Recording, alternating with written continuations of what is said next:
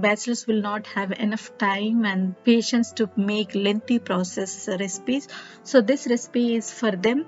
It is simple and easy and cooked in pressure cooker, and taste will not be compromised at all. So let's jump into our recipe, and welcome to my Sunitha's Tasty Food channel and see what are the ingredients we require for this recipe.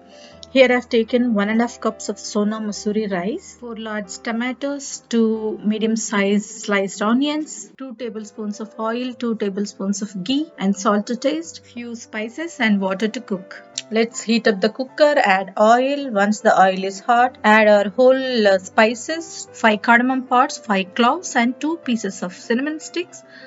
Once they turn into plum, then we are going to add 4 red chilies. If you want, you can replace with green chilies as well. After adding red chilies, don't wait too longer because it will turn into black. So immediately add onions and saute it until it becomes translucent. Then add 1 teaspoon of ginger garlic paste and saute it until the raw smell is gone completely. Now it's time to add our finely chopped tomatoes followed by salt. Here you can add ghee and cover it with the lid and cook it until the tomatoes become soft. Here you can see the tomatoes became mushy and not having any chunks in it. This is when you can add your water into this. Usually for cooking rice we take 1:2 ratio. 1 cup of rice and 2 cups of water.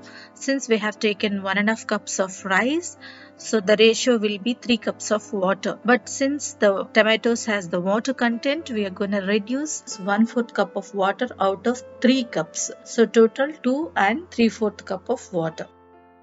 Check whether the salt is sufficient or not. If required, add more and bring it to boil and add rice to that and cook it on medium flame. Keep the lid on with whistle and wait until the 3 whistles to come, then switch off the flame. Guys, if you're new here, please subscribe to my channel and hit the bell icon so that you'll get notifications whenever there is a new video to watch. As you're seeing, I opened the cooker, so add some coriander into that and cover with the lid and keep it for some time.